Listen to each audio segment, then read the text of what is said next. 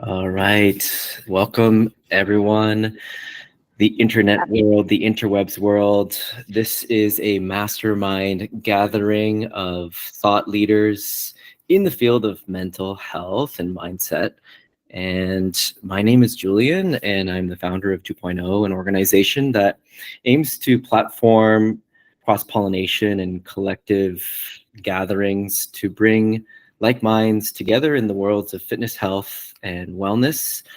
The aim of tonight's gathering is to cross-pollinate these established professionals, founders in this mix of industries, one that I'd like to call preventative health / medicine 3.0.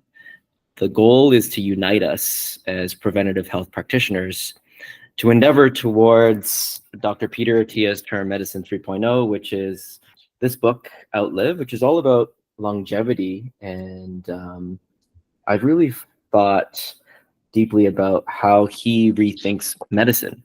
And I think it is our role and now responsibility, that's a big word, responsibility, to come together and come up with solutions, talk about pain points, be vulnerable about our approaches, and to dissect things that are of this time and day, this day and age. So we are right now post-pandemic, and mental health has been a roller coaster ride of a topic pre, during, and post. So I have collected a bunch of questions to ask these amazing, incredible humans to help us just get us understanding of the state of the industry and what society is going through their lens. These three practitioners are from Toronto, and I am so pleased and grateful and honored to host this incredible conversation.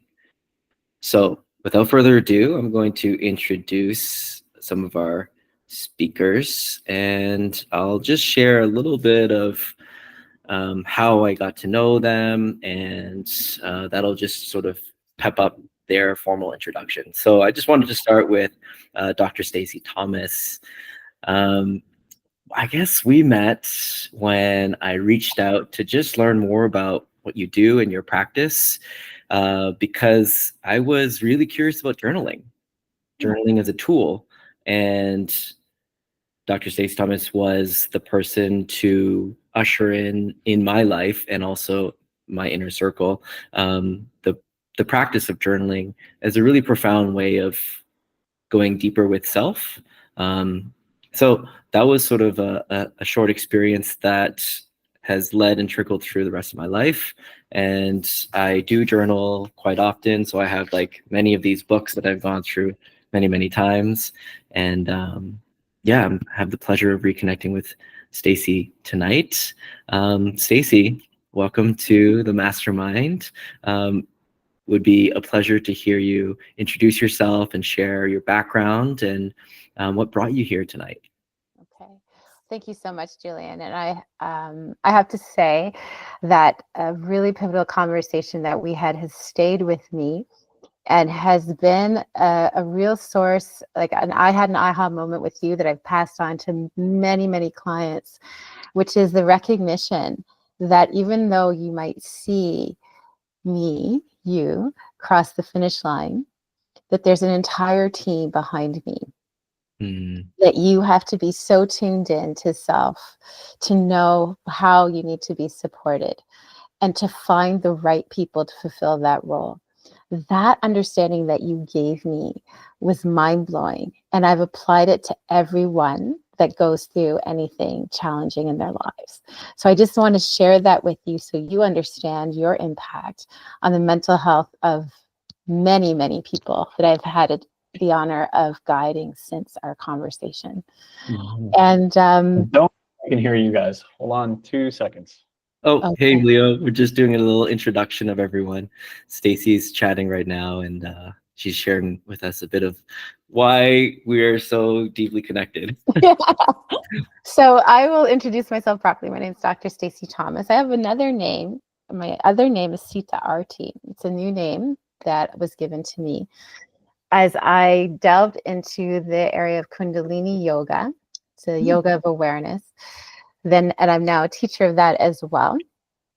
But even before that, I've came into clinical psychology as a clinical health psychologist. So I've always been drawn towards understanding the mind-body connection and appreciating that there's only one mind and it goes through this whole thing.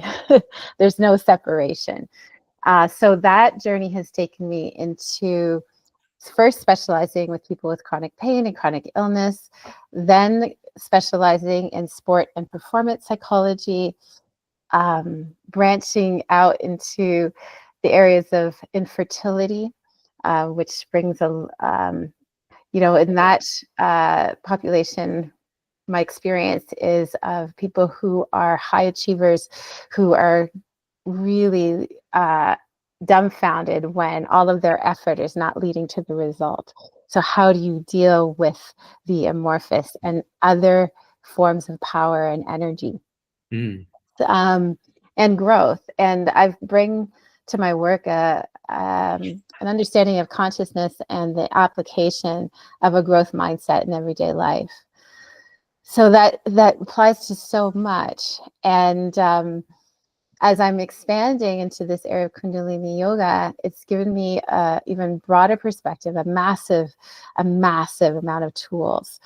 And it's led me down lots of roads to understanding how to use voice as medicine, how to use sound as medicine, also psychedelic medicine, and essentially understanding how to be like developing into a healer as opposed to someone who just uses a particular set of tools through my own journey, which comes honestly to that where I felt called to get out of my head back into my body, more led by my heart. And so I would say that I've become a very holistic practitioner that's still on the journey, still learning all the time.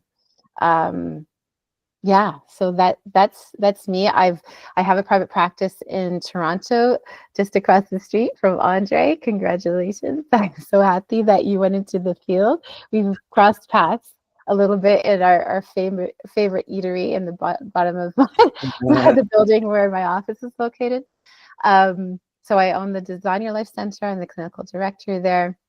We've also, because I have always, well, I would say more so since I started my private practice, felt called to go beyond the one-on-one session.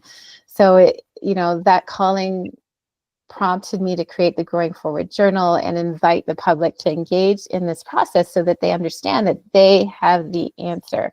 They just need to create the right conditions to listen. And since then, I've been driven to create a community. So it's my belief that the discourse around mental health has made it something that we need to be ashamed of. We need to have privacy around. I'm just like, heck no. Like, we are given the basic model in terms of survival. We're brilliant at that. But if you want to thrive, you need tools and you need to practice them. Every single person does. And so why not disrupt this entire model and say, okay, come on in. And I'm there and other practitioners are there and everyday people coming together to learn together and to discover the nectar in different tools as we practice, make it habit, and have different voices, many voices, collectively in community. I think that this is what this age is about. This is the evolution of mental health, but it is just about health. And that was the mission I set for myself when I started my practice, was to change the conversation of mental health. So I'm grateful to be here and be part of this conversation today. Music to my ears. Music to my ears. Thank you so much, Stacey, for sharing your background and how unique your evolution has become. And I really love the disruption, the reframing of the psychotherapeutic service. I didn't know. I mean, I don't know, for these kinds of things, I always think that they're so like constrained and it has to be this way. You have to lie down on a couch and then talk your brains out, but it's not. And I really love that you've evolved. And plus, you've been in this role for so long, as have I in mine, but it's so cool to see those that are taking a alternative routes, because it's, it's I guess your industry and your world is it is the way it is, and we have stereotypes around it, but we can definitely tap more into how the restructuring has been for you. But I wanted to shift over to introducing our next speaker, Andre. Andre Talbot has been quite the influence on the Toronto movement scene, with the facility him and his wife Catalina opened, Spirit Loft. It's ushered in a whole different way of looking at movement, and I just am always so fascinated. I always go, and I don't drop in all the time, but when I do, I learn so much. As someone who's I could say quite established and sophisticated in my world of movement training, Andre just blows people's minds. And the way that you move yourself is extremely inspirational. And the way that you show up is at this level of like, there's a stoicism about it. There's a calmness. There's a non-judgmental. There, you can tell when someone is a wise person in a young person's body. And now you've shifted gears and are a psychotherapist. So I would love for you to share more about yourself. And I mean, I've already given hints on how unique you are, but please take the stage. Well, thank you, Julian. Those are very kind words. It's a beautiful introduction. I appreciate that. Yeah, so my journey began in athletics. And so I was a student athlete at Wilfrid Laurier University. And from there, forged a 10-year career in professional football in the Canadian Football League. And so, my shift in the way I approached embodiment and physical practice, from an athlete to someone who provided athlete care to athletes, and then someone who became a studio director and studio owner, has evolved tremendously over the years. So part of my shift as an athlete was being introduced to a kind of diverse set of practices that were related to my well-being, related to how we manage stress. And so I was very lucky early in my professional football career that my strength and conditioning coach, Matt Nickel, introduced me to yoga. I didn't know what this was. We went to this is over 20 years ago. You go into, at the time, what was super trendy was the hot yoga. You go into this hot, sweaty room and you stretch and you bend and you twist and you breathe, and then you lie down and you're guided into this sort of compassionate, meditative, reflective space and place. And that was just such a shift to my lived experience at the time, how I related to my body. Even the language that was being used was so new for me as a young adult. And so that sparked something powerful in my curiosity. And I sort of occasionally went back to the practice throughout my career as a place to touch, a kind of touchstone, and a place to work through stressors and the pressures of high performance and competition. And it was towards the end of my career that I met my now wife, Catalina, and we decided my wife really wanted to go on an intensive retreat and study the practice more deeply. So we spent 26 days on a beach in Baja Sur, separate, pulled away from our bubbles, our world, unplugged from technology and stimulants and drugs and alcohol and all these things. And it was just this powerful waking up experience. And so that sort of was the impetus to shift from these competitive high performance spaces and into something different, into the the idea of well-being into the practices, around community building. And so it was also through those travels and continued studies, the impetus to develop Spirit Loft, which was for us this kind of container for experimentation, for practice, embodied practice, to share what we have been exploring and studying. And so 13, 14 years ago, the idea of Spirit Loft written down on a napkin after 7, 8 months of travel and study and practice and so on, became realized. And we have always tried to root ourselves in a kind of multidisciplinary, or in your words, Julian, a kind of cross-pollinating kind of mindset, and interested in embodiment, as practice, as community, and in recognizing the forces, the social, the cultural forces, the historical forces that impact our way of being in the world. And so, Spirit Loft has evolved over the years. And, my work's primarily been as a movement teacher, movement facilitator, movement coach, mindfulness facilitator. Stacy, like you, I have a Dharma name. My Dharma name's Ilchul. So that's through my Buddhist precepts training. And through my work, what I began to recognize, or what became common, was recognizing that people were bringing, even if they were coming to me for a movement practice and they wanted to explore doing handstands or getting stronger through kettlebell training or things like that, they were bringing their whole selves into the space.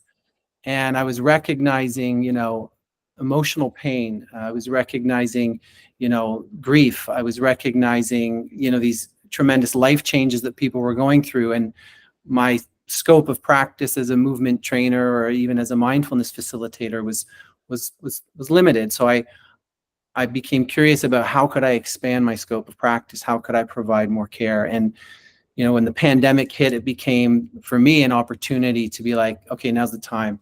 And so digging back into grad school and engaging in a grad school program that was looking at things through a holistic lens, both through a spiritual care lens and a Western approach to psychotherapy. And so that's what I've been doing, the past 3+ years, studying, reflecting, and beginning to, hone those skills for working in this space we call mental health care. But like, Stacy mentioned, I'm curious about a holistic approach. I'm curious about a creative approach. I'm curious about an embodied approach, and also the way community supports mental health care. So not fixated on the individual and just the individual, but recognizing that the individual is embedded in familial systems, in social systems, cultural systems. And so taking that into account when I'm working with a care seeker. So that's a bit where I'm at now, how I've evolved through Spirit Loft, how Spirit Loft has evolved through our ideas. And, like people like Julian and other people that come to our studio who engage with the space and enrich the space and help to evolve the space. So I'm happy to be here and continue that evolution with you all, who are all doing, good work. Thanks so much, Andre. It's hard for me to want to dive so deep into every little piece, but what I really loved is how it's like seems like there's a pattern between you and Stacy, in that there's this East meets West and a whole different take on psychotherapy. I'm coming in at it without actually any experience. I'm so fascinated to ask more about your industry, I guess. I don't know if you call it that, or your area of study, or your field, but I want to keep the ship moving forward. So next, I wanted to introduce Kirsty to the stage. And a brief introduction because we recently met. It was through a referral, and we got to chatting one-on-one and really felt seen, and also vice versa, in that we're doing the good work, and the way we approach the work that we do is in, I don't want to say what we were talking about, like lone wolf, the solo. I think that we have deep connections and friends. It's just that the way we operate is not like a day-to-day check-in with every single one of our friends. There's a depth to, and there's a high level of intention to when we reach out or are reached to speak and to connect. So I guess with that, jumped into some pretty awesome conversation before with Kirsty, but now is the time to really like unfold and let that all out. So Kirsty, could you take the stage and share with us a bit of your background and maybe how you and I connected and why you're here tonight? Yeah, thank you so much, Julian. I think it's funny that it's so possible to make genuine connections and friends in adulthood. And I'm sure, I don't know about you, but I know people will say, no, it's so hard to make friends. I'm like, really, is that the energy you're putting out? You know, so already it's like a mindset, right? Yes. Of if you are intentional about being open to meeting new people and forming genuine friendships, it's there, right? And it's so easy now when we connect over Instagram and things like that. So a bit about me, I am a registered psychotherapist. And actually, it's interesting when Andre was talking. It'd be really cool to hear what you meant by spiritual care, because my background is actually I'm a certified spiritual care provider. So I worked in the hospital for 8 years, in trauma, in oncology, at a children's rehab, and so I do psycho-spiritual care. And 5 years ago, I started my practice, Icarus Mind Psychotherapy. And it's Icarus. People are like, is that from the Greek mythology? You know, Icarus, except you changed it to a K. And I'm like, yes and no, right? Because when I was younger, speaking about journaling, because that seems to be like writing seems to be a common theme here, I use that as a tool in my adolescence when I struggled through depression. And so I didn't journal so much as I did creative writing. So I had a fictional character named Icarus, and that name always resonated with me, because people are like, how did you come up with this like name Icarus? And so this man Icarus was sort of this lone wolf, because I identified with that, you know, has this experience of love, falls out of it, but then in the end sort of has these really life-changing conversations with this friend, and is really just on the existential themes of meaning and purpose and identity. And so that's what I wrote about as a teenager. And when I founded this, you know, Icarus Mind Psychotherapy, it was funny because I was looking for a name, and then it just kind of clicked. It's like, you know, those things, like just like that seed that just blossomed at the right time. I'm like, it's gonna be Icarus. It's just, that's it. So that's sort of the spirit of my practice, where it is about spiritual themes of identity, meaning making, and purpose that I feel people are really hungry for. It's not just coping. It's not just tools in a toolbox, but like, let's go deeper, right? Let's actually self-discover. Let's actually build and create insight here, right? So my practice is focused more on root causes, self-understanding, self-discovery, again, insight therapy. And even as you were talking about, like Julian, in this conversation, like post pandemic, right? It's similar to the identity work of like, well, who was I before? Who was I during? Who am I now? Right? And so doing that self-reflection. And my tagline for Icarus Mind is take a different path. And again, it's sort of a reflection of my own life, how I've taken different paths and how I feel like I've stumbled in this career, but it was always meant for me, as a vocation and calling. And I think coming from a background of spiritual care, you know, people always ask, they're like, well, what is that? You know, but it really is leaning into the raw emotions of the soul. That's how I describe it, right? Because when you're in a room with someone, a patient, and they're unburdening what they're going through and they're suffering, like, it is very real.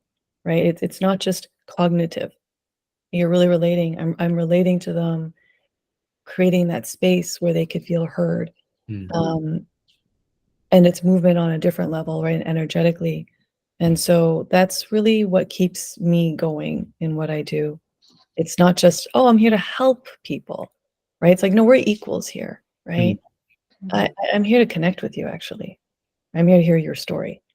And I like, how Stacey, you mentioned, and you're sort of evolving to become this healer and that identity for you, and yeah, it's similar to, I don't know if I see myself as like, that's a whole other thing, but it's, yes, to bring to not rule that out. I feel like sometimes we're afraid, or we're like, oh, that can't be done, right? When we talk about healing, it's the expectations are too much kind of thing, but it's really possible. It's so possible. And I think, just touching on what all of you do, it's because it's possible when we bring in that holistic, collaborative, integrative perspective, right? So yeah, so that's Icarus Mind. That's me. Holistic, like my favorite word. Holistic. But I don't have a childhood story that I wrote about that. Icarus, that's epic. That's so cool. Thanks for sharing, Kirsty. Last but not least, introducing Leo Vitelli. Leo is an unbelievable ultra marathoner athlete, and him and I sort of were, I don't know, like competitors with each other in the Ontario world of ultra running.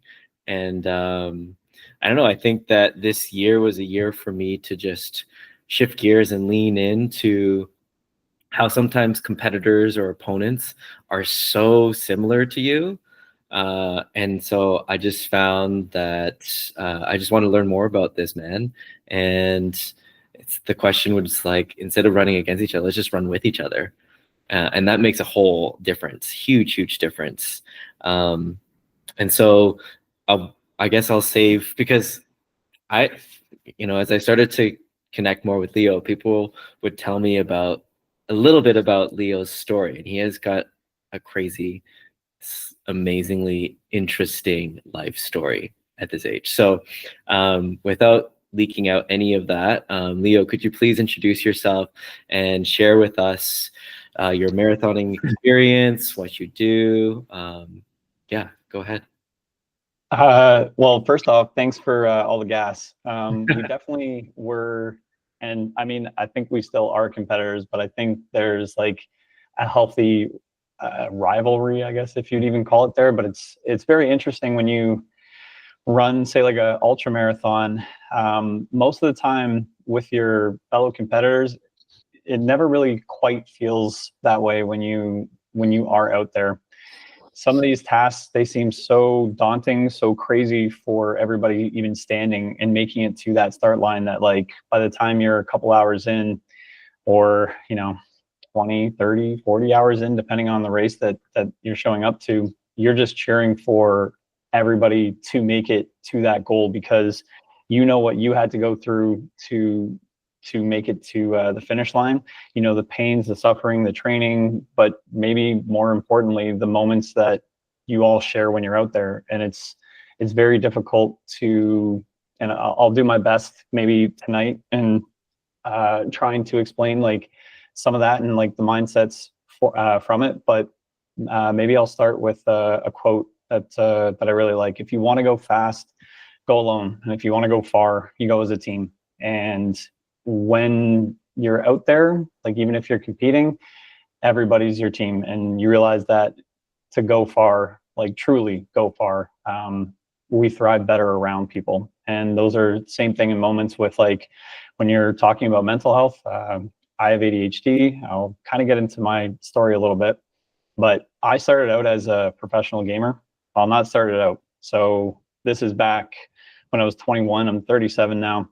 I was just ending my professional gaming career. So I was sponsored by Toshiba and Pepsi, and I travel around the country, and I had like life-size standees like in Blockbuster, which back then and even now, telling it to this day still doesn't make sense to me how that became, you know, my reality. But I kind of failed forward. So like, I wasn't somebody who is just naturally talented at something. I've never kind of been that person.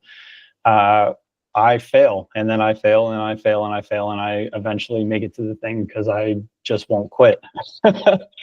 And that's kind of been a persistent, I guess, theme with me. But when gaming ended, I really had no idea what I was going to do, where I was going to go, what I was even interested in, because my entire identity had become, from the time I was like 14 till I was like 21, that I wanted to be, you know, a professional gamer. And especially back then, like, that wasn't a thing. Just want to be clear about that. That was not a thing back then. You know, me going to my parents and telling my parents, hey, I'm going to be a pro gamer.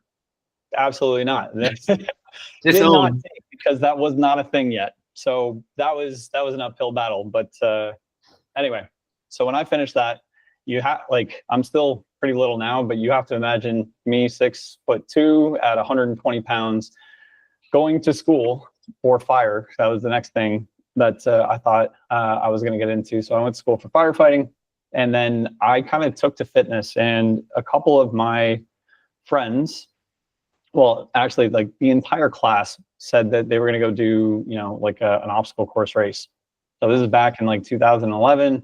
I'm super excited about it. Everybody signs up, and 3 of us show up. Me, this other guy, Adrian, and this other guy, Scott. Long story short, I couldn't run. They were military and runners, and I had no idea what I was doing. They were kind enough to stay with me till the end, but that was what sparked fitness for me, where I wanted to, you know, pursue it a little bit better. I didn't like,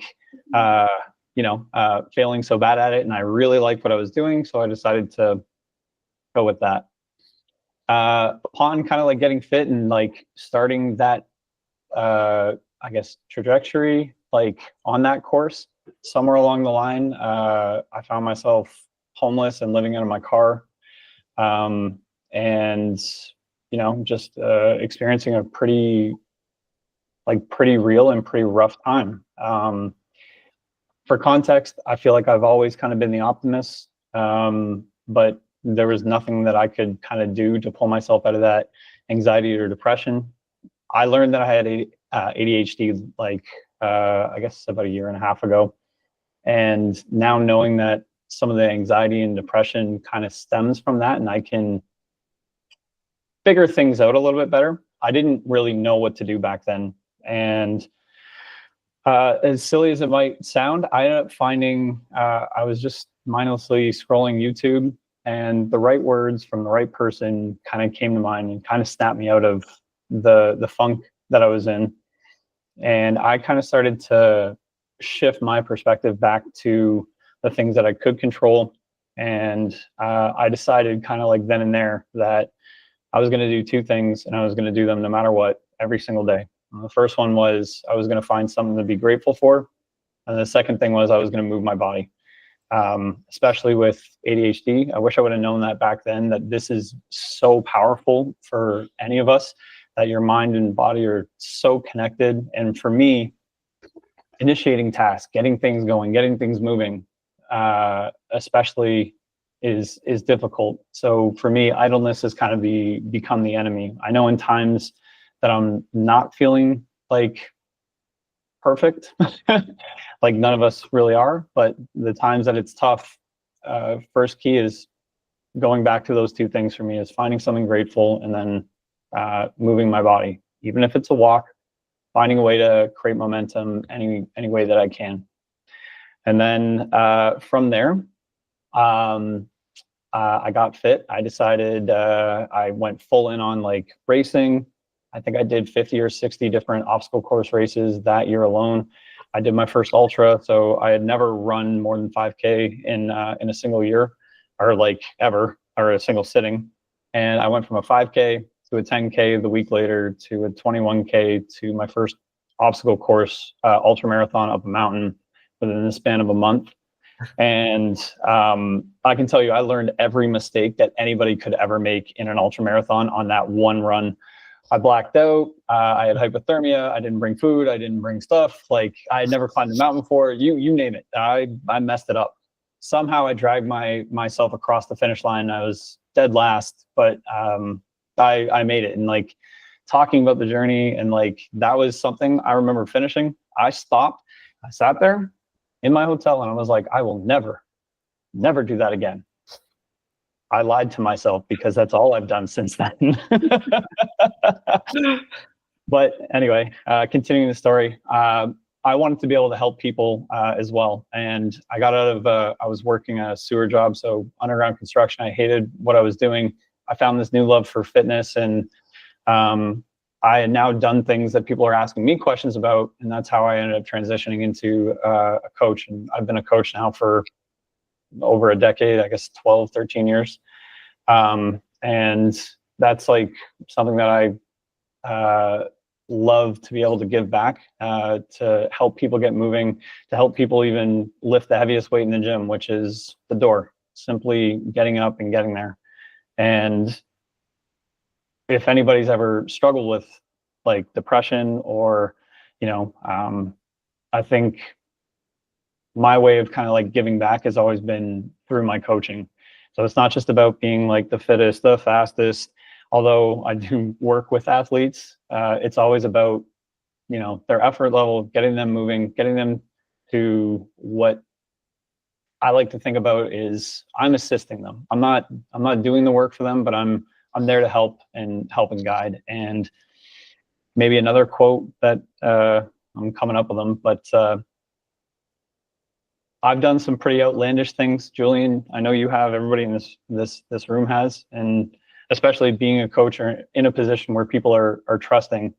I think sometimes people look at like, you know, running 100 miles, 200 miles, whatever, like you might hear that and it's pretty crazy, but I don't think we inspire people by showing them what we're capable of doing. I think we all inspire people by showing them what they're capable of doing. And through doing kind of maybe some of these outlandish things, I think it just kind of gives me permission to ask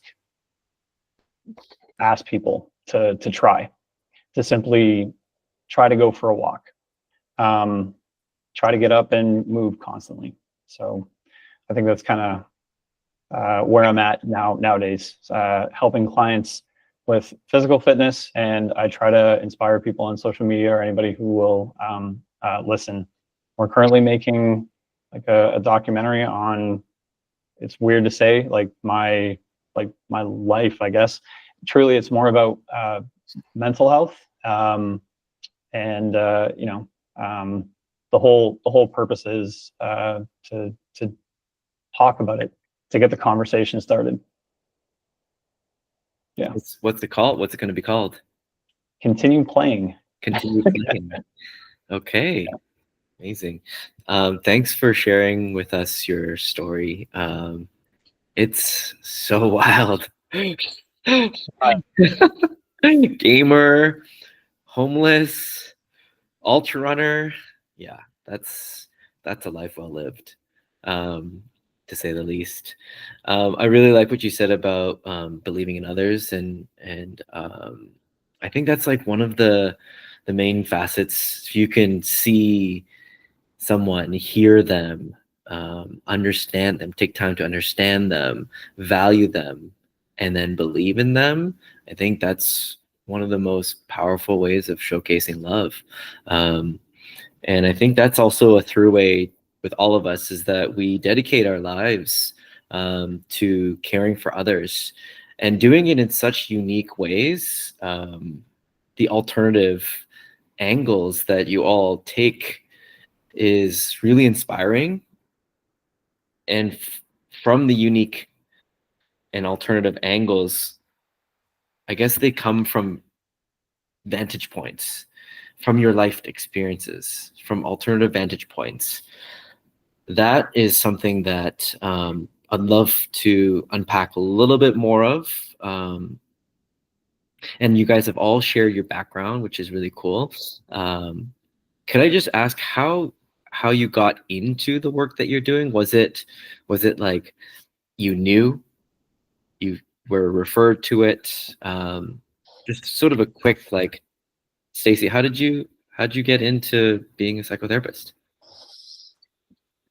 Excuse me. Well, I guess it was always there. This, I like to call it curiosity. I was told I was nosy as a child. So I've always been fascinated by humans, like just needing to know, needing to understand. And so my first idea was to become a psychiatrist, actually. And I went to McMaster University with that idea. And so I was on this track for medical school. And then I had to do a developmental biology course where I had to do microsurgery on tadpoles, and I was killing them. And I was like really, really upset and like in grief. I'm like, oh my gosh, if I'm like responding this way to this beginning of a being, how could I possibly be a medical doctor if I injured a human and they died? I don't think I could handle it. So it was that no combined with a yes, taking a behavioral medicine course, which was all about the mind-body connection, things like the placebo effect, the power of the mind in terms of what we're experiencing in the body. And I was hooked. I was like, okay, we're not doing psychiatry. I want to become a psychologist. That's my first story. Mm. And then as I go along, maybe even like 20 years later, doing a lot of my own inner work, I realized that the real reason for becoming a psychologist that specializes in chronic pain and chronic illness is because I had a caregiver who had a chronic illness who died in my home. And this is the trauma that guides me to really deeply understanding chronic pain and chronic illness and making a difference. Mm. Okay, so, and then there's probably another layer of a story and another layer of a story so the first version, now I have the second version, and it's continuing to evolve. Yeah. What would you say, could you define the difference between psychiatry and psychotherapy? So I'm a psychologist. Yeah. Okay, so psychologists actually have the most formal training in mental health and diagnosis and in provision of psychotherapy. Psychiatry varies depending on what country they're trained in and what path they choose. So psychiatry is really looking through a medical lens, and really because of the system in Ontario and a lot of cities these days is the modality they're most often applying is medication or looking at other physical contributors. It could be a metabolic imbalance, for example, on the mental health of value. Unfortunately, whether or not they train in psychotherapy is up to them. It's not standard. So you can find a psychiatrist who's got great training in psychotherapy because they decided to pursue it. Or you can have a psychiatrist that did a weekend course and they're still allowed to practice psychotherapy, but they don't necessarily have deep training in it. So there's a lot of variability in the background in psychiatry. In psychology, it was a 10-year process, essentially, a very in-depth training. And so psychologists have the most formal training in mental health. Mm. Mm-hmm. Cool. Nice to know the definition of some of these terms, because it's like, for me, I have no idea. Kirsty, tell us a little bit about your, I guess, like, was there a calling? Was there a curiosity like Stacey? What was a bit of your origin story in getting into this field? So yes, I feel like I definitely stumbled into spiritual care working in a hospital. My father died when I was 3, so I grew up with grief and depression, and I didn't know how to process that. And so I think that wanting to be at the bedside of people who were dying was initially part of my way to heal as well, or just to give comfort to others, so that I somehow be present to what I wasn't present for. I wasn't there when I don't remember him passing. So, but then it really evolved as I healed. It was actually when I worked at the children's rehab hospital. I had some big aha moments that really moved me forward in terms of my healing. And I realized I definitely wanted to journey more with people outside of the hospital. And then just going through my own health issues and going through my own burnout, it just felt like the natural next step to transition out of the hospital work and to go build my private practice on the side. But relating to like me being a child, Stacey, was similar to what you'd said, but a bit different. I always asked questions. And so I needed to understand things. So I was like, the people would say like, wow, you're asking a lot of questions. I'm like, but I need to understand. I'm not trying, like, it's, you know, we say that, like, listen to understand. It's like, that was me, right? So, but I always have to ask questions. I'm like, what's informed therapy if you're not truly informed? So I've always just gravitated to those deeper talks. And so even as a child, you know, even those existential themes, for me in grief and not knowing what to do, not understanding that as a child, that's, you know, opened up my own spirituality, opened up my own journey.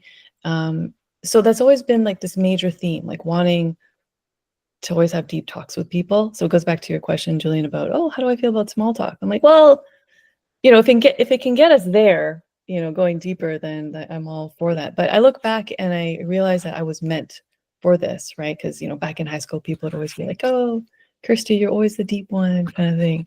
And now there was a place for that, you know. So I was sort of standing at the cusp of things where I didn't really belong in one group, and yet that also served a purpose, and has helped me as a therapist, I think, as a strength, right, to sort of be able to step back and be like, okay, what's going on here, right, and hold some objectivity. So thanks for that. Andre, you shared about your transition into psychotherapy and getting into the studies.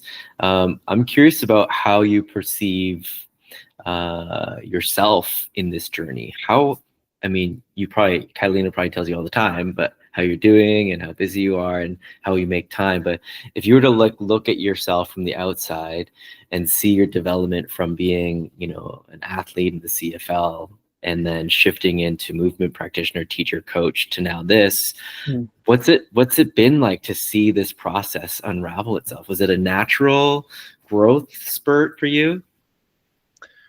Well, I think it's, you know, it's so interesting to hear Kirsty and Stacey's stories, and so many of my, you know, my fellow students and colleagues, how we come to this line of work, and so much we can look back in our past, our family, early childhood experiences, our family experiences, and so, you know, just reflecting by hearing Stacey and Kirsty's stories has been really interesting for me. You know, like you mentioned, my mother often described me as a quiet observer, you know, and a contemplator.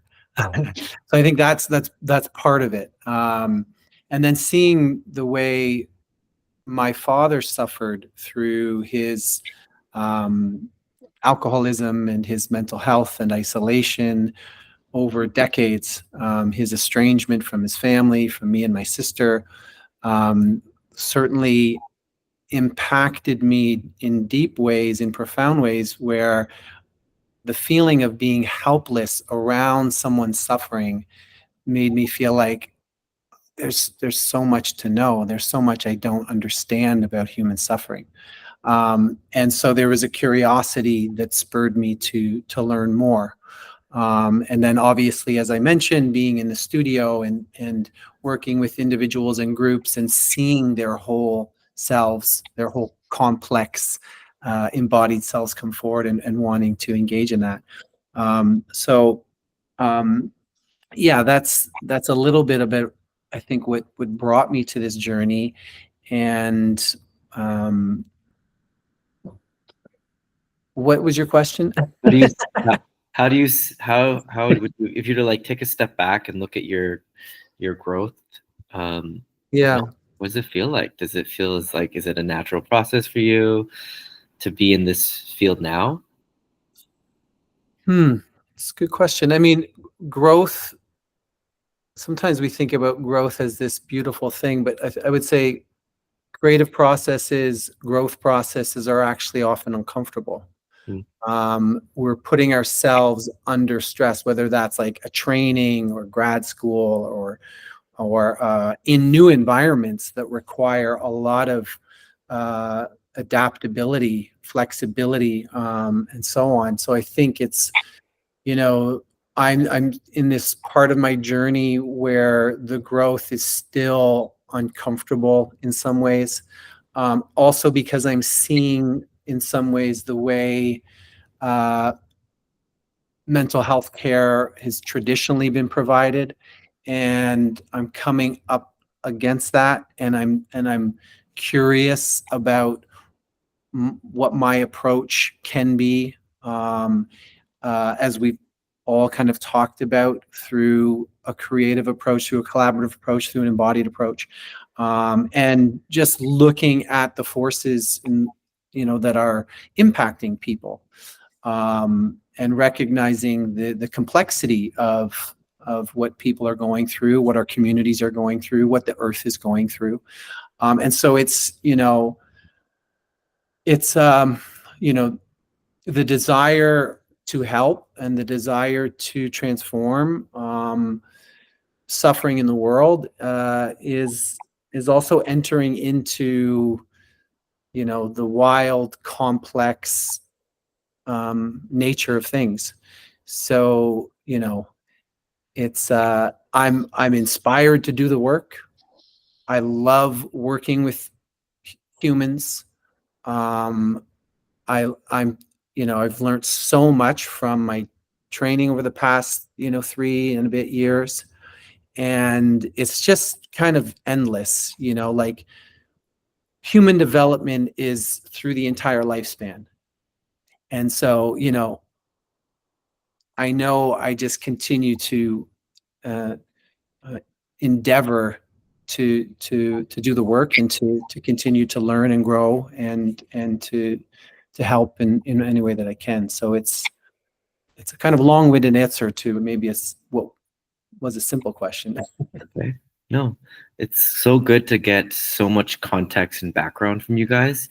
In Leo's lead about sharing his life's journey, I think that hearing the childhood, hearing the influences, the impacts on how you have all arrived to today is very special. So shifting into some of the meat and potatoes of mental health and mindset, because you all are, and I didn't know this, you're coming at the profession in such different and unique ways. I didn't know there was like a difference between traditional and modern, in terms of like therapeutic practice and coaching. First off, like, could you define mental health? And in like a short, let's say like 2-minute elevator pitch, how does your style or your approach either like help with people's mental health or assist, or however mindset? What is your unique approach? What is the definition of mental health to you? And how does your approach uniquely guide someone through their journey? Maybe I could start with Leo as a coach and someone who's got like heavy background in athletics. That's a hard question. It's a good one. To be honest, like, I guess mental health, I'm definitely not as qualified as everybody sitting in this room right now, but mental health to me has, well, maybe I can start with others before I start with myself. I'd say, like, the biggest thing that I've learned just by being around people, coaching people, is just listening and providing an ear for people, but actually like deeply and intently just listening with no other intent behind it. Not asking for anything in return, just trying to hear where they're coming from, because all of us have such a different perspective in a unique situation. All of us will view the world a little bit differently based on the experiences that we have had. And I think it's important to, take yourself out of your shoes and try to empathize and try to understand where somebody is actually coming from, try to meet them in a place where they're heard. So an example for me, especially like when working with clients, we're getting strong, we're working on mobility, we're working on things that are good for mental health. How I've defined it anyway, I think the mind body connection, it stems just way beyond just having muscles. It's more about moving, getting your body moving. But like for my clients, it's also a place where they can kind of feel safe, where they can be heard. There's no judgment. And I think with mental health, a complication that I've had myself with just ADHD is, people going, oh, you're lazy, or why can't you just do the thing? And it's like, well, executive function is pretty difficult, and doing the thing is the thing that I struggle with. So something that I've found for myself is moving helps. But relating it back to, sorry, I'm going off tangent, but relating it back to someone being heard and felt like they're understood. We're all kind of craving that, just feeling like someone is listening and actually gets it. And I think that's usually one of the main complications that I seem to have when trying to explain what ADHD is and why I'm having a hard time with something, or maybe where depression might have stemmed from. Everybody goes, oh, I procrastinate. Everybody procrastinates a little bit. And it's like, well, when it's chronic and I have the hardest time of, like, say, for example, I'm sitting down on the couch and I want to switch tasks, simply getting up and going to the bathroom can be kind of debilitating sometimes. And it's still my responsibility to understand and recognize what's going on. It's my responsibility to, try to come up with solutions or seek guidance. And, when people listen to you and people, just when people listen, you felt heard and you felt understood. So I think I don't know if I answered the question. I got off on a tangent, but yeah, I hope we're all listening, man. Yeah. We're all listening. We're all good at practicing that. Yeah. We practice what we preach, I guess. Thanks for that share. Moving to Kirsty, mental health and your unique approach to helping people with their mental health. So yeah, I definitely struggle with that term mental health, because it's more than just that from a holistic perspective, right? The mind, body, the spirit connection. And as I was kind of thinking about this question, it made me think of a reel I recently stumbled on by the psychiatrist. I don't know if you know Dr. Daniel Amen. No? So he actually says, when you call someone mental, you shame them. If you call them a brain, you elevate them. And so he was saying how his own journey being a psychiatrist, right? He was like that it wasn't just mental problems. It wasn't mental problems. It was brain problems. And even just like switching that language on, how do we keep our brains healthy? How do we understand how our prefrontal cortex works? How do we understand the role of the amygdala in regulating our emotions and our neurotransmitters? Especially like when Leo talks about ADHD and understanding the self, right? On that physiological level. And so for me, it's like, in thinking about mental health, I am starting to really shift to think about the brain health and mind health, right? In terms of mindset. Mm-hmm. And I know that there's definitely a difference between mindset and mental health, but they are all related. And so for me, building on that holistic approach, it's not a one size fits all. That's what I'm going to say, right? In my approach, because what's going to work for one person is not going to work for another person, right? So it's really being in tune, as I am the instrument, right, to assess and understand what a person needs at a certain time, right? Which modality is going to be effective. So I interchange them to where I feel that they're at. Let's say if they're really cerebral and they're really just stuck in their heads, maybe I'm going to bring them down, right, to feeling their emotions, leaning into their emotions more. Maybe they, if they need to start claiming their voice, I'm going to apply some narrative therapy, right? Maybe they need some acceptance and commitment therapy. So it's really just tuning into what they need. And as Leo said, yeah, that listening ear, it's like doing that double listening, where I'm listening to what they're saying, but then I'm also listening to the deeper message of what they're really trying to say, and having them actually voice that out. Because I think I think you were saying voice is medicine as well, and really kind of proclaiming that inner truth, right? So like even today I had a client and he was telling me about a fear. And I said, I'm hearing the fears and I want to validate that, but it's not touching on the core fear. And then I kind of waited for a second, right? And he said, you know what? It's the fear of failure. I'm like, well, that's it. Well, now this shifted the conversation. Now this shifted the energy of what we're talking about. So it is really about going deeper and touching on everything, where you're narrowing the distance between the head and the heart, and then just really providing that holistic care. Yeah, it seems like you have a pretty large toolkit, and knowing and also your ability to empathize and see someone, take the time to hear them, listen to them, gives you a lot of data to then sort through your tools and techniques, and then be adaptable and then apply them on the fly. I think that's like a really, really great skill set. Triage, diagnose, then start to do the calculations and then apply. I think that's really powerful. It's really, really cool. Andre, your unique approach to mental health, do you have an idea, maybe a little definition of mental health and how you approach it? Yeah. So, I mean, it's kind of like a catchphrase, mental health.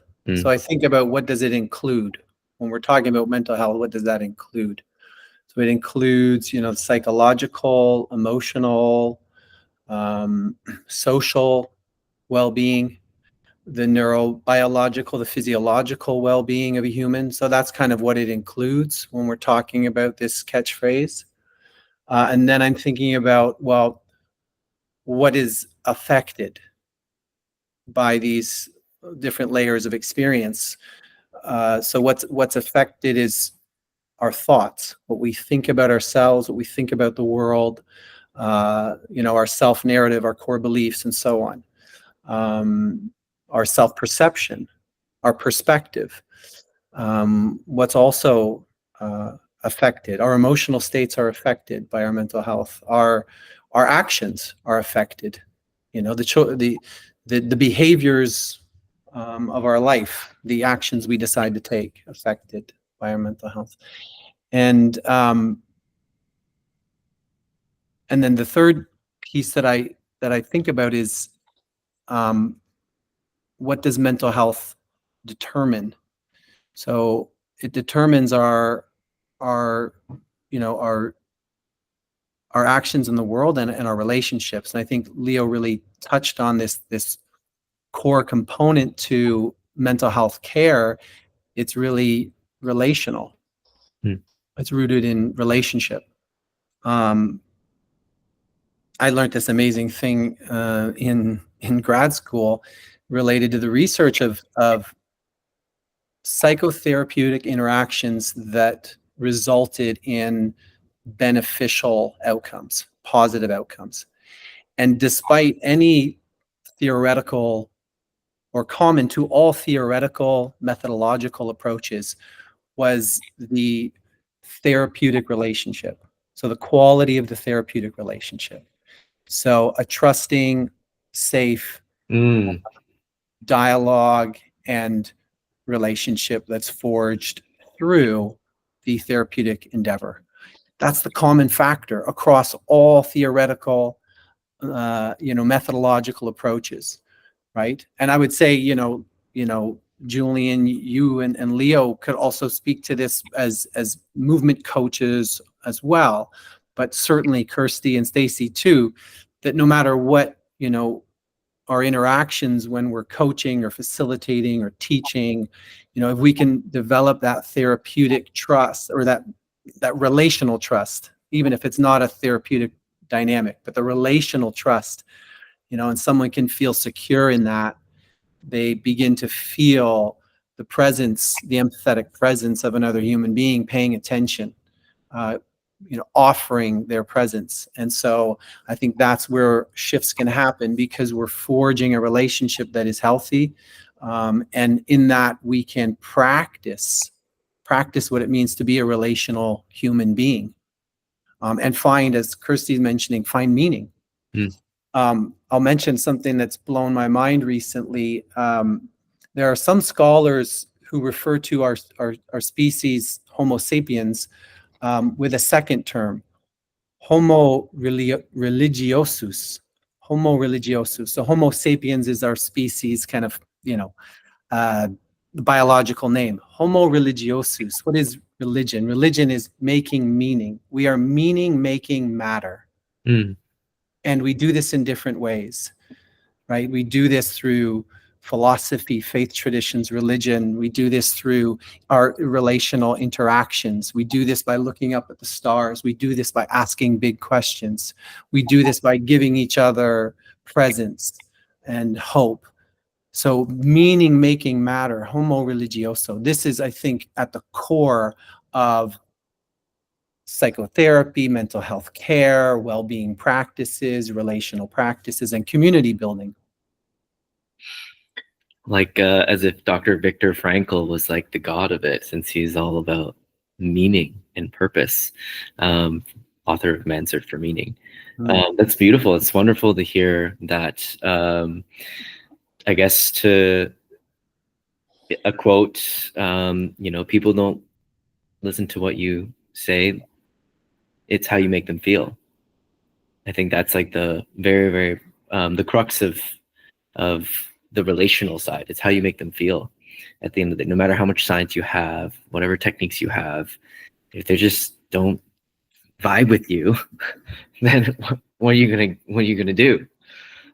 So I think that's really, really powerful piece. Yeah, and I think what you just said there, Julian, really also pushes back against certain aspects of the work in psychotherapy, perhaps, but also in our philosophical meaning-making processes as humans, in that we've gotten so caught up in language and text and the words, and we've forgotten about the felt sense, the feeling, the embodiment, and so this is what some philosophers call carnal hermeneutics, making understanding through the physical felt touch, taste, experience, and not getting too caught up in the language, the viewpoints, the words, like allowing that to be, how we communicate, but also coming back into body, into lived experience, into feeling, into touch, into intimacy. I think Stacy could speak a lot about that, like the traditional model of psychology, psychotherapy, psychiatry, all that stuff, the way that things that I would perceive it, to then now, being a healer, Kundalini teacher, that's all about body feeling and sensing and a whole different world there. So, Stacey, could I ask you about how you are currently using modalities, techniques to help the people that you're helping? Sure.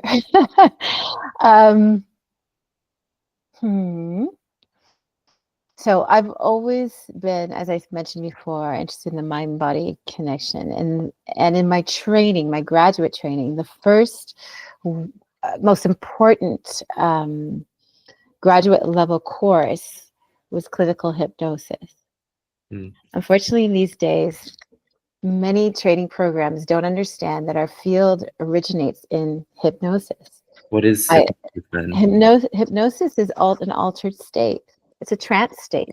Hmm. And that this is where all healings happens is in a state of trance. There needs to be a shift of consciousness. So we're going into an unordinary state of consciousness. So we, a lot of therapists have a particular way of speaking. We suggest things. This is a way we connect at an energetic level. And we are having influence with our words actually in this. Now, this is trance used in a helpful way, but guess what? Anxiety is a trance state as well. Okay, so it's an understanding of the mind that comes from our understanding of hypnosis and trance, that, when you are, you get triggered by something, and all of a sudden this big fear comes, and now I'm sitting still, but it's as if I'm in an as if reality. This is happening all the time, and it's linked to something bad that happened in the past. There's a belief there, there's an experience there, but it doesn't make sense. All of us have the experience of like, I know it's not a big deal, but oh my God. We all have that experience. So what we don't realize is that trigger in this current moment is of a past state that comes over like a veil. And now this is our reality. So to sum it up, like when I started the Design Your Life Center, that name came from a very, it came to me because of a suggestion to write a column for a design magazine. I'm a psychologist. What am I going to be calling this? So I came to the person who asked me, I said, okay, how about Design Your Life? And they said, oh my God, that's your brand. And I was like, oh yeah, that sounds kind of cool. And then as I went, again, things catch up to me. Sometimes our soul grabs onto something. We don't fully understand the meaning or the why behind it. But what the Design Your Life Center or Design Your Life means to me is there's a fork in the road. We don't realize there's a fork a lot of the time. But either this is coming from my yogic training, we're either adding to our karma or we're creating our dharma. So what that means is that we are either unconsciously repeating the past and creating more deeper and deeper grooves of that pattern. We just believe that's the way life is. These core beliefs that we have formed are part of our survival structure. We're brilliant beings in that we need each other to survive. We're completely helpless when we're born. We're actually born early. We want to be in the womb another 3 months, but we kill our mothers. It doesn't work. So we come out and we're very attuned to absorbing all of the rules for how to be here because it's key to our survival. So the belief systems form, and the journey of the human is to go beyond the initial survival adaptation. Okay, so I'll give you an example, make this concrete. For me, I'm a people pleaser. I was the outsider. I learned how to listen and how to adapt to fit in eventually. That's my part of my pain story. That works perfectly well until it doesn't work anymore. And life is going to, either you want something or life puts you in a situation to break that, because that's not your authentic self. That's how you adapted. But that's not the essence of who you are. Mm. Okay, so this needs to break, and it can show up as anxiety. It can show up as like a really hard situation that the only way I need to learn how to actually speak my truth now. And so I need to find the courage to do that. This would be more aligned with your dharma being your purpose, which is, again, philosophy, to be who you are authentically. And it requires a journey. Everyone has their journey to walk. No one is immune to that. There's some people who have an interest to go within or to get help to figure out those pain points in life. which creates a beautiful opportunity to understand how in this moment of chaos, there is something here that your layer of story that's creating this, making this even harder than maybe it needs to be. It's there.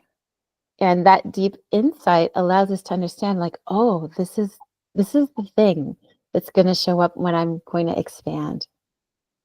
So either life is like, comes in and says, okay, it's time to go, growth moment, or I'm choosing to do something pretty wild. Like, you know, I said to you the first time I heard about ultra marathon, I'm like, so you ran from Toronto to Buffalo? Like, what is that? Right? Like when we decide to choose a challenge, I choose to start a practice, and like then all of a sudden, oh my God, I gotta create a website, I gotta talk, like, right? But I want it. And so I have to find my way to do what I'm talking about. I have to walk the talk and be able to show up authentically. Right? To actually connect. So do you see how, like, it doesn't matter whether you choose it or not? Like, this is again philosophy. You can choose to agree with it or not. It's the theory. But at some point, if you keep rejecting the call, it just gets more and more painful until we're often forced. So in my career, working a lot with people with chronic pain, chronic illness, something happened and they went from having a regular life to not being able to function. People ask me all the time, like, how do you do that work? Isn't it so depressing? For me, like, these were the best conversations ever, because now, okay, so you can't cook like for your family like you used to the Indian grandmother, whose whole identity is about serving her family. What do you really want? You know, there's this opportunity to actually understand this is taken away, but you're still here. And who are you? What are you drawn to? What lights you up? You know, and like when you are in that position, the only way out is you have to actually pay attention to yourself. You have to know, like, I can stand up for 5 minutes and then I need to take a break. Many people will try to push like they did before and they get flattened every time. To figure out the right pace, you have to, you know this from running, you have to really pay attention to what's going on. What's my reality, as opposed to the agenda, the imposed idea of what I'm supposed to serve. So for me, mental health is really about the relation with the self. And as a human, we need our mirrors to help us with that. So the connection and the witness is important for us to deeply understand ourselves. And we unconsciously invite, like, everyone, even the person that, you know, gets under your skin, they're your partner too. Okay? Because what we do is we project the not me onto that person. That is not me. That person is such an ass. Like, oh my God. What I appreciate from my yogic training is the philosophy, also exemplified by someone I love and admire, Bob Marley. He would say, I and I. They would say, you are me. So when I start to evolve to say, when have I acted like that? What was going on with me? I was having a rough day. Maybe this is what's happening with this other human. It opens up this neutrality and compassion, stopping to judge. When we decide that we are mirrors of each other, even if I have someone in my life that is triggering the thing that I don't want to deal with, it's like when I can take that ownership and go, okay, you are forcing me. You actually are a partner to me in my growth.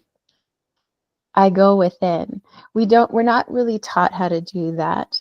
We are, you know, the nature of trauma is to disconnect. The nature of the society is to disconnect, to live up here. So my evolution, like as a psychologist healer, is really a personal journey. The word embodiment has come up here a lot. I used to, like, in the past, I taught mindfulness meditation like a boss.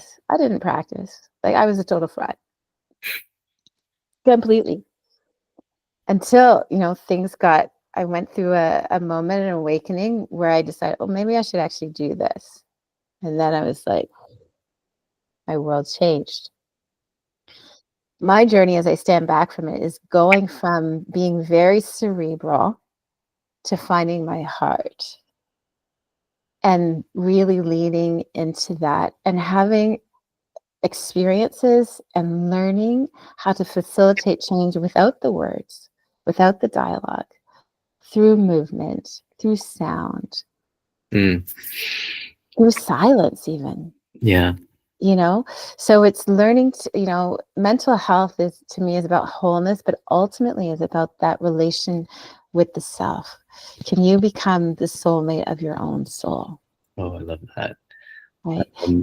Can you appreciate your journey? Go, wow, like, damn, that was hard. And so much courage to keep going. And just own it. This is why, like, that whole shame story that was part of the mental health profession. Like when I graduated, you're like, yeah, I got my PhD. I'm a psychologist. And I'm like, people back away, like literally take 3 steps back at a party. What do you get? They tell you when you tell them what you do for a living. And then the whole thing's like, oh, are you going to analyze me? Right? This whole idea of on the mountaintop, judging. And when I started my practice, I'm like, that's got to change. This is what's keeping people away. It's completely the opposite experience.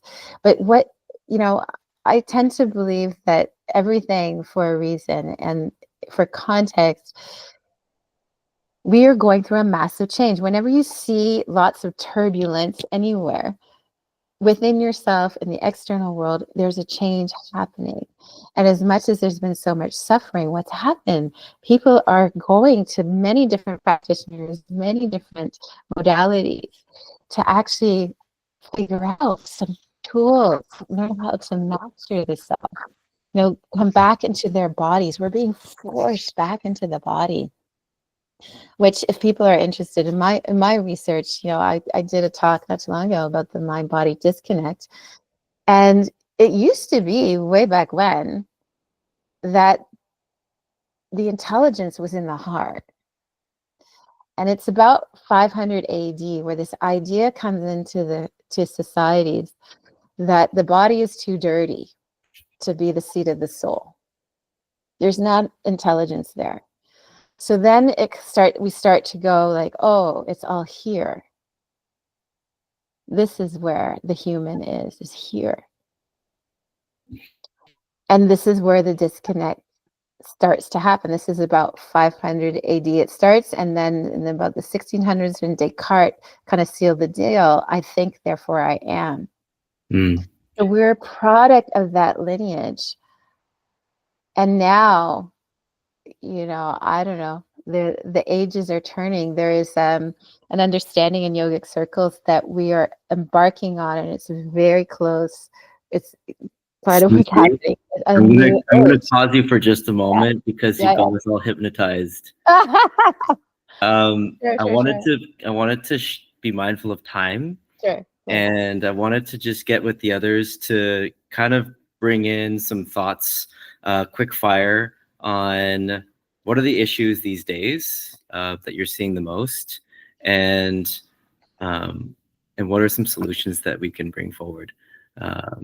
Maybe I can throw to Kirsty.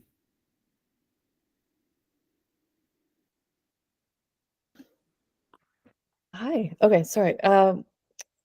Sorry. What are this? Can you repeat the question? What are some issues that we're facing these days? Like the most, like the biggest issues, because from what Stacey was talking about, there's a disconnect now from mind and heart, and where the intellect of the human really started at the heart, but now it's therefore I think I am, And so I'm just wondering, post-pandemic, what are you seeing and feeling people are suffering with the most, and how are you helping solve? Yeah. Just basically building off what Dr. Stacey was saying about the disconnect. I definitely see that, because when people come to me initially for a consult, right, they're kind of using this language, this sort of commonplace language on, oh yeah, I'm looking for tools and resources, right? It kind of just, it's like that's what they're looking for, and it's like I'm sitting here, I'm thinking, like that's what you think you need, right? But that's only the tip of the iceberg. Mm. It's much deeper. We're talking about, again, connecting the embodiment, all of that to yourself, seeing what those blind spots are, digging up. It's like there's things that you don't know, and then there's things you don't know that you don't know, right? And so that's more than just the tools and the resources are really just focusing on the cognitive, the mind, the brain, the coping, right? But it leaves little room for everything else in that heart space, right? As Dr. Stacy was talking about. So I feel like definitely there's, even though there is that shift, there's that battle as well, and that tension between this logic. A lot of my clients, this theme that comes up is logic versus emotions, right? And I think that's exactly what we're talking about here, this disconnection. And I'm thinking they need each other, right? It's how can, or else the mind's just going to do things like without the heart, and thinking like, how is this? That's not living in alignment. You know, we need to understand what our emotions are messengers, right? As we know, emotions are energy in motion. So it's like, if we're not going to listen, if we're just going to cut it off, like that's not going to help us, you know, be present or embodied. So that is definitely, I think, a major theme in society that I see, where people are simply just looking at, this is why I'm like, mental health, like maybe we should rename mental health, you know, where it's not just about what's up here.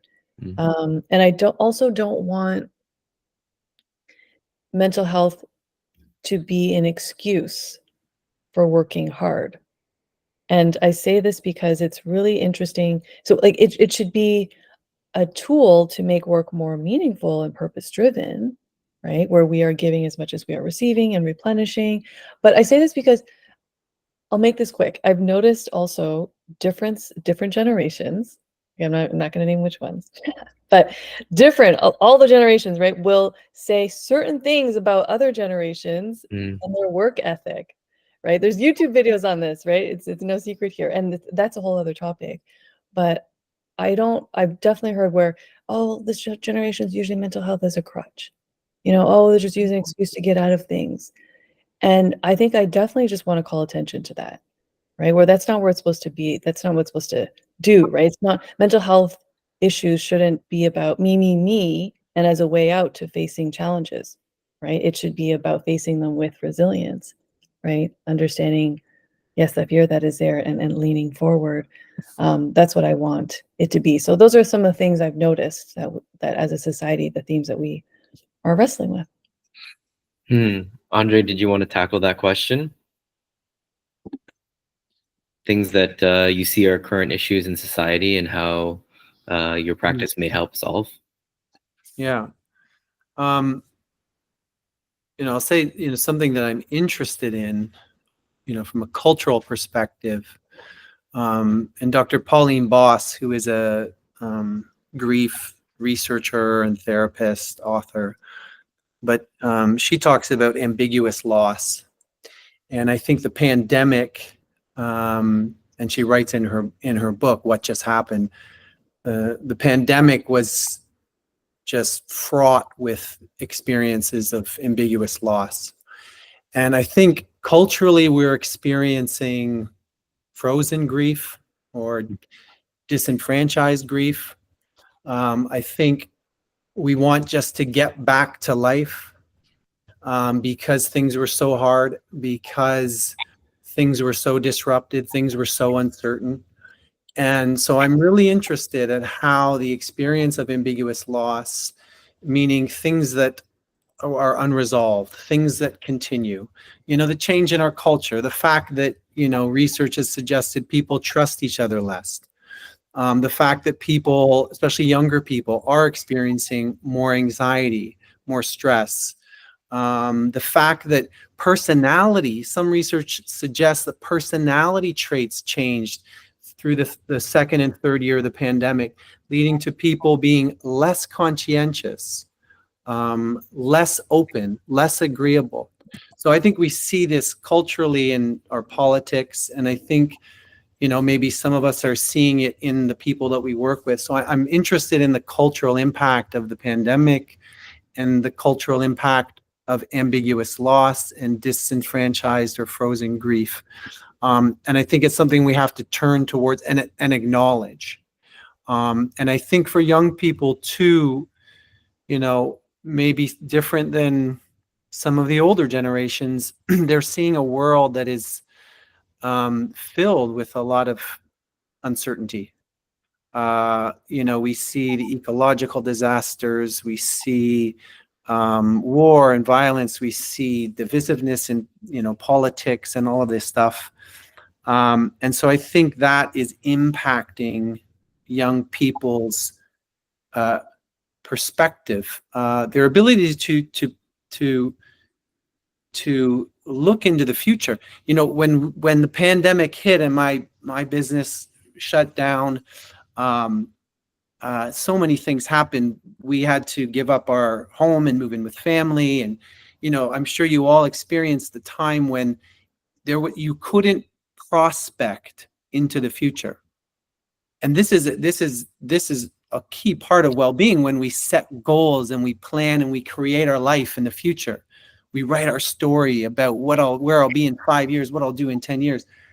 And I experienced it so acutely, this inability to look forward. And it was so intense, this inability to think about the future. And we've shifted out of that very intense period of the pandemic, but I think it's still impacting people. So it's something that interests me in my life, but also in how it's showing up through behaviors and relationships and so on. So that's one thing. A lot of great things to consider. I wanted to shift gears with Leo. I've got maybe one more question after we do a little unpacking of Leo's 200-mile ultra marathon called the Divide. I'm curious to know, what are some takeaways from that experience could help people, whether it be through turbulent times during the COVID, the ambiguity of people's lives, even in the wake of the pandemic. How can we extract some of your gems that you've learned during your 200-mile race and share them with others? I'll try to keep it short, because I feel like there's so much. There's a whole documentary coming, right? Yeah, there's definitely a lot to talk about. One of the things that Andre said that I thought was particularly interesting there was the looking ahead to the future and the inability to kind of do so. So a perspective of mine is, say, with ADHD, time blindness, that seems to be a complication for me, where planning for the future that is never arriving for me kind of seems to be something that's difficult. But I think us as humans, when we plan goals and we have something to look forward to, purpose is super important. If that's taken away from us, it's damaging in so many different ways, and we're seeing it now coming out of COVID. I struggle with COVID massively, especially like being a coach, everything being shut down, no clients, no nothing. And then the whole ADHD side, not to like keep harboring on that. It's more to kind of relate it back to, like, I got stuck like so many of us did, and then not being able to see that future ahead. So relating that to the ultra marathon experience, or the Divide. So really quickly, it was 200 miles out in Alberta, and the elevation gain was double of Mount Everest. 79 hours, it rained, it snowed almost, and we went through some brutal conditions. Like, my feet got torn up to the point where there was holes in my feet. And looking towards the future, looking towards that finish line seems so far, so daunting, so defeating at times. And Julian, you know this, especially like when you've done long races. It could be 100 miles, it could be 5 kilometers, it could be walking out of your front door. And I think one of the biggest things is just move, just get moving. And sometimes focusing too far ahead can not be damaging to us because we're all planning for goals. But one of the biggest things is just take the next step, just take the next step, and just take the next step. Sometimes everything seems so daunting and so crazy and so hard. And, you know, if I was to think about going the distance, you know, I'm going to be anxious about it. I'm going to be worried about it. I'm going to be afraid that in the nighttime when I'm on the mountain alone in the dark and I have bears and wolves and there's nobody around, and the only way I have safety is helicopter rescue or something to the effect. Thinking about all those things is so daunting to me. I read this book a while ago, 5 seconds at a time, and I've applied this to clients, to training, to ultra marathons, to even my own mindset. It was these two people that went up Everest. One guy ended up falling, dying. The conditions were terrible and they were trying to get back down. This guy was left alone by himself, completely just sitting there. And he needed to weather the storm. He had no shelter. His shelter was with his buddy.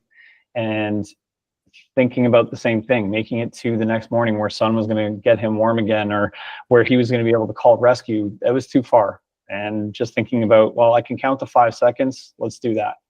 And I think applying that for me in an ultra marathon, in life, has become just so paramount and so important to me. The other is, I can't is poison. I can't state that enough. I can't is poison. So every client that I have, anybody that ever comes in, you can tell me you don't want to. You can tell me where to go, where to shove it. You can say a lot of things, but just don't say the words I can't. You say I can't, we're doing double. And and I'm doing it with you. Okay. So, oh yeah, I'll never make somebody do something that I haven't done or I'm not willing to do. And we were talking, I think it was Andre, you were speaking about this, just that connection, feeling like you're trusted, like with who you're speaking with, or who you're in the presence of, or just feeling like you're heard and listened to. So like talking about the 200 miler, I was with my friend Adam. We started this race together. And, you know, I said it a little while ago about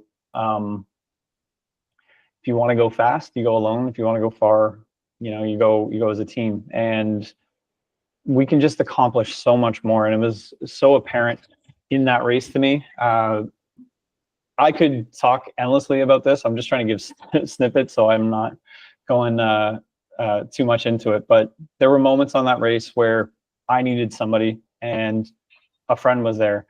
And there were moments when he needed somebody and a friend was there. And the ultra marathon or the trail running, say, community, the spirit behind it. I've been in races with Julian where we're both struggling and we're both competing against each other, and we care more about them making it to the finish line most often than you care about yourself making it to the finish line. So taking that into perspective, and oftentimes when you show up to a race like this that's so outlandish, we were fortunate enough, we placed pretty well in the race, but whether you're first, more importantly, the last people that cross the finish line, that's where you see the tears, right? You see the people that are giving everything that might not have the same opportunity to cross the finish line, that might show up late, that, you know, against all odds decided to just persist forward.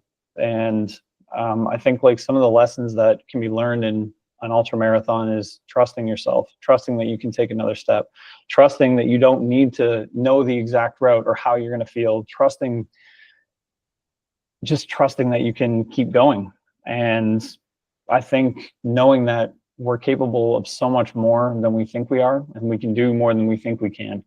There's so many times where you have self-doubt and defeating thoughts and you have to combat them. There's times where you're out of energy and you're collapsing. There's no good reason why you should take another step. And I got asked this at the end of 200 miles. So it was a 2-year venture for me. I failed the first time and I went back the second time. And I got asked, you know, by my friends, like, why would you go and do something like that? Your feet are all torn up, your body's broken, all these things. And I think all of us want to test ourselves. I think all of us want to see what we're capable of doing. Maybe not to those extremes, but in anything. So like when I have a client, or when someone's coming in, or when I'm talking to a friend, or I met a stranger on the street and we get into a conversation, I think too often we defeat ourselves before anything. We have a goal, we have a dream, we have an aspiration or something that we want to get into, and we defeat before we try. And I think, through ultra running, through pursuing outlandish goals, like becoming a gamer or transitioning from a gamer to now an ultra marathoner or whatever else is next. I think more than anything, just believe in yourself and never say I can't, and just keep taking another step forward. One foot in front of the other. Always. Well, thanks for sharing those gems. Can't wait to watch the documentary and kind of like cringe at how challenging, but I also know exactly what it feels like. Yeah. And then seeing the terrible weather that you went through, all that kind of stuff. I'm really curious to see that whole journey. Thank you for staying on this amount of time, folks. Last thing I wanted to ask you guys, I hope you all brought it if you have something, but a little show and share, a little thing that helps you either ground yourself, something that helps with your mental health, something that you find solace and maybe solitude with. And I don't know, I guess I'll just share mine first. I just love incense, and these are pretty fancy incense. This is a sandalwood from Japan, and this is agar wood from China. And my parents bought these for me. My parents are quite, sometimes they don't realize it, but they're quite insightful and very I mean, apple doesn't fall far from the tree. So it really means a lot when they send me this stuff. So it's not necessarily the actual incense itself, but it's the gift and the thoughtfulness of my parents. So speaking about the relational aspect and feeling seen is really cool. So that's sort of my sort of mental health thing that I really love using these days. Stacy? So mine is this, which is actually still has some form to it that I took off my head this morning after teaching my housemates some Kundalini yoga. It's just a cloth that we create into a turban. And the reason we wear it, it's not a religious thing. It's to maintain the energy that we raise in the practice so that you get to keep it. So it doesn't just disseminate into the ether around you. So, and it's also something that allows you to feel a little regal, helps with your posture and helps me embody the teacher. It's like for teachers and students, but that's, it's just something that, when I unravel it, it's just a cloth, right, that you turn into a turban. And that it's been such an amazing practice for me. Kundalini is the yoga of awareness. And so it's a deep science, deep technology that I call the weird and wonderful practice that has tons of data behind it, actually, beautiful research that is having such an impact on cognitive well-being, all forms of wellness. And there's thousands and thousands and thousands of tools and practices that come from this form of yoga that was hidden for a long time. And is now coming into the forefront at this time when we need it. Okay, so a lot of the tools that I've learned before actually have roots in this tradition, which to me is amazing, and I love sharing it. And I'm working out how to integrate it in my practice with people. And I'm loving the experience of jumping in to practice and learning through the observation of the body and the approach and the awareness and having that dialogue. So it feels like a soul calling for me. I could talk about it all day long, so I won't continue. But that is something I always have to have with me because it connects me to my practice. And I guess just to go back a little bit, I think the thing for us humans to know now about mental health is that we got to practice. It's not just about the tool, but it's the practice. practice, practice, practice, to gain that mastery, to weather the storm, to have the resiliency, to continue to know oneself, and to have a beautiful life. We need practices. That's it. Love that. It seems like when you put that turban on, it's like you get into a persona. Sure. You find a character within self, and it kind of like really helps you embody all that it is that you believe in. That's amazing. Great. Kirsty? I was thinking about this, and I'm glad that you both shared first. I've recently been getting into essential oils more, and I love them. So I think I'm trying to incorporate that, not just for like health benefits, but just in terms of like just providing that presence, right? And just really engaging and stimulating my senses. As we know, like sense of smell is powerful. And just for context, I actually have a very strong sense of smell. And so it's almost like a treat, because half the time, I mean, in daily life, things don't smell like roses all the time, right? So I think I just use that as a treat. Great. Yeah, we're on the same page with scent. Yeah.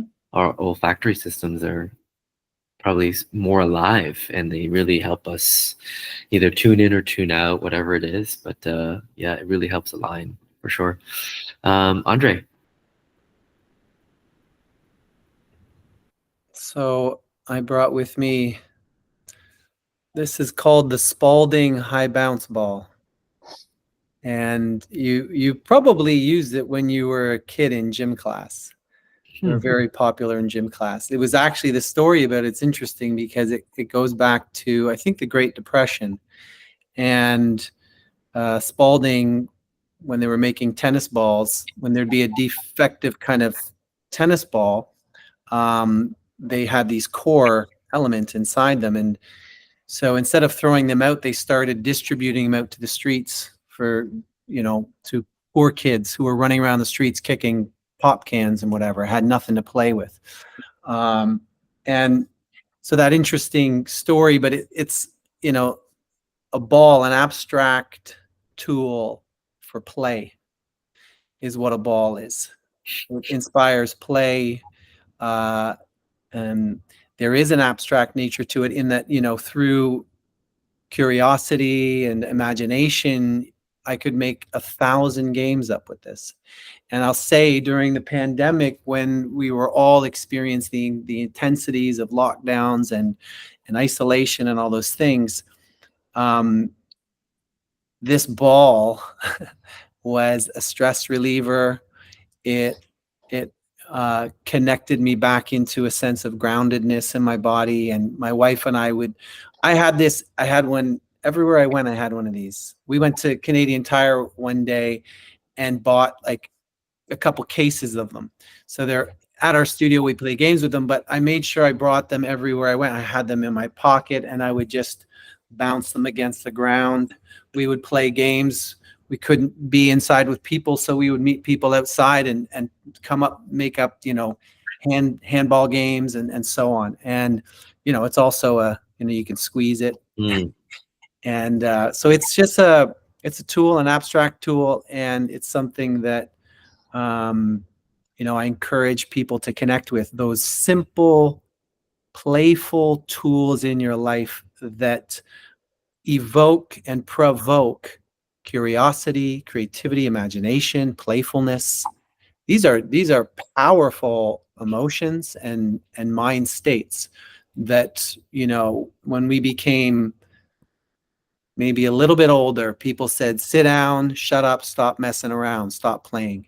And this flies in the face of that as an adult. I take this outside and bounce it against the wall as an adult, and I wake people up to their playfulness. I love that. Yeah, it's definitely something that AI can't do is be creative and imagine. And be curious and playful. I don't think AI can do that right now. So a ball will suffice, and it reigns supreme. It's amazing. Leo, how about you? So I hope you guys don't take these as like a weird flex or anything. The things that I've kind of carried around with me for a while now are, Julian, our first 100-miler. Oh, Well, I think it might have been yours, but it was definitely my first 100-miler outside of like some other endurance things. So this one here, I was having like a fantastic race, and I think you passed me around lap 4, lap 5, or whatever, to take the lead and then stay and just kill that race and win it. But that year, I tore my hamstring that lap, and then I ended up staying for another 21 hours, walking, limping, feeling bad for myself. And I crossed the finish line in 27 hours when I probably should have been somewhere in or around where you finished. But the reason why I carry it is it reminds me that I can do hard things. It reminds me that, like, you know, not to quit, not to give up, that you might not be able to see it, but like it's there. And then the second one, so that happened May. I recovered and went back for my second 100-miler in Halliburton. I had about 3 weeks to train for it. And the whole reason why I carry this one was, I don't know if you guys can see that. Yeah. So the whole reason why I carried that one with me was I signed up for that race and I was told I should back out. I was told I shouldn't do it. I wanted to do it to not so much get redemption for Sulphur Springs, but it was for like, it was my birthday. I was kind of celebrating. I always try to find something to celebrate on my birthday and do something tough, hence the 200-mile race. And that race is all about belief. So I started that race and I was in fourth for 14 or 15 hours. And all I wanted to do was run the best race that I could and maybe get on the podium. And the belief part for me comes in where, you know, it's a long story, but my crew kept telling me, hey, so-and-so is 5 minutes ahead of you. So I'd run 20 kilometers, run my guts out, and I wouldn't even see a soul. And then the next, same thing. I would run even harder, still wouldn't find anybody. So now we're 50 kilometers away from the end, and my crew, I come into one of the aid stations, they tell me, hey, third place just left. You're gonna catch him. Well, you've been telling me this for 10 hours. I don't believe it at this point. And sure as heck, the sun is starting to set, and I'm going after now this ghost, and I see third place finally. And I want to make him believe now that I'm actually okay. I'm dying. And I make it to the turnaround and I start heading back. Well, on my way back, I'm like, now I got to try to fight for my life because this guy's been running so strong this whole time. And I make it into the next aid station. My crew doesn't say anything, and I make it to the next one. I've run 149 kilometers now. I have 11 or so more to go, and my crew goes second place, just left 5 minutes ago. And here I am. I'm like, I sat down and I buckled because I had nothing, like absolutely nothing left. And I got myself moving, and then I somehow caught second place and then ended up in second. So I carry those two things because I don't want to quit, and believe in yourself. And even if you can't see it, just keep going. And then this year I added to it with this one. Nice. Sulphur Springs this year. I was doing that race. Hates me, by the way. Every time I show up to that race, it hates me. But I added this one. I carry those three things. 60 kilometers in, I fractured my leg and I tore my anterior tibial tendon. And then I ran another 100 kilometers on a torn tendon and a fractured leg to make it to the finish line. I was almost setting a course record, but shoulda, coulda, woulda, doesn't matter. It was the fact that I was trained. I was trying to use that race to go to the divide, And yeah, I fractured my leg and tore my tendon, and then I just wouldn't quit. So it was just reinforcing that, like, staying true to your word and staying. So that happened in this past May. I was told that I was going to go into surgery, not be able to run the divide. I was going to be out of all activity for the next year, and ended up here I am. I ran a backyard ultra in August, and then the divide in, so 240K in August, and then 343 in, yeah. So those three things, and no one actually knows this. I've never shared that with anybody, but it's not so much that they're like these 100-mile or things that I even want to brag about. They're just reminders of that day of the physical. And if they disappeared, it wouldn't matter. I still have those memories. It was just, I carry them with me everywhere I go, to always remind myself. That's that, like, yeah. So sorry, that was a long-winded answer, but I tried to give context. It's all right, man. We were on the journey with you. Wow. Appreciate you guys listening a lot. Yeah, thank you everyone for tonight. There's so much said that provided us context over the, the huge umbrella term of mental health and mindset. I think without being super explicit and narrowing on it, but being open to how we can interpret, because I think that's a big part of it. It's like how we interpret things. And I really appreciate the multiple angles and vantage points that you've all provided, not only about yourselves, your practice, but again, the idea, the concept, the term mental health. I feel like we are shifting in, maybe this is just a biased crew, but the embodied factor, the fact that we are going from out of so much cerebral head stuff, cognitive stuff, to then everything, and it's everything matters. And through the body is how Medicine 3.0, Peter Attia's term for the future of our health and longevity and quality of life, speaks about how we take care of ourselves physically. Exercise is such an important part to brain health and fending off neurodegenerative disease. So I just find that the intersection between the mind and the body is so broad, but it's also quite simple too. Just like Andre's bouncy ball. Right? It's like a physical tool that affects so much of the mental, and it brings about so much more. We could continue talking for another 2 hours and have a part 2, but I feel like we would probably be best served with some rest and sleep, which is the best antidote to recovering mental.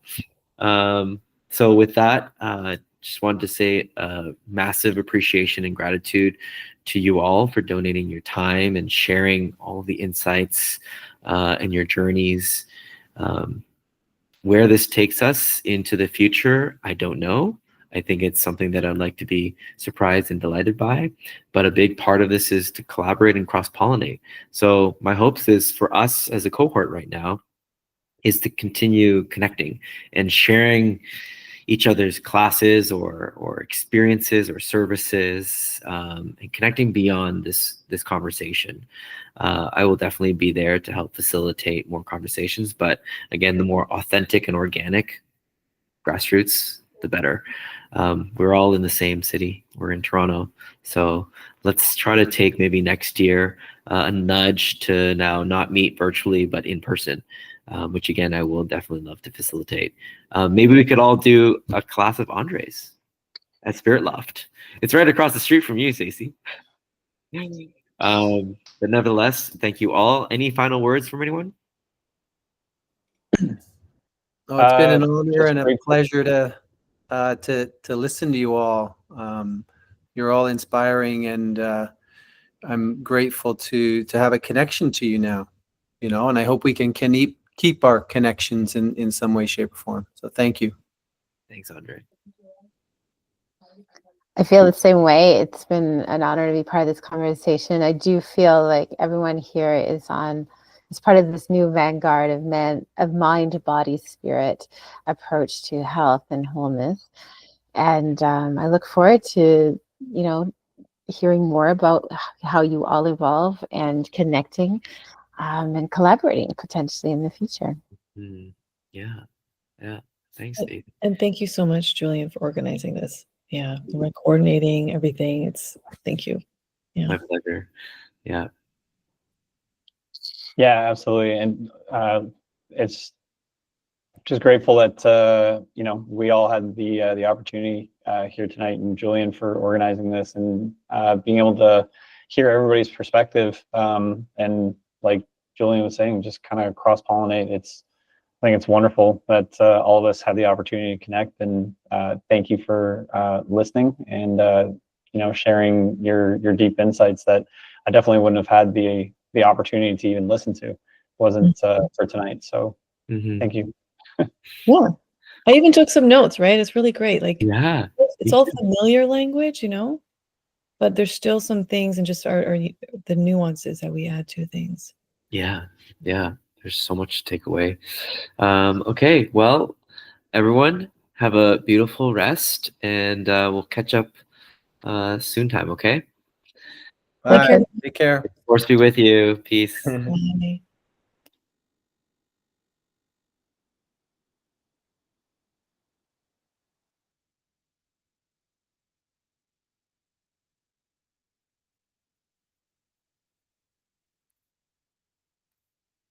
Stop recording.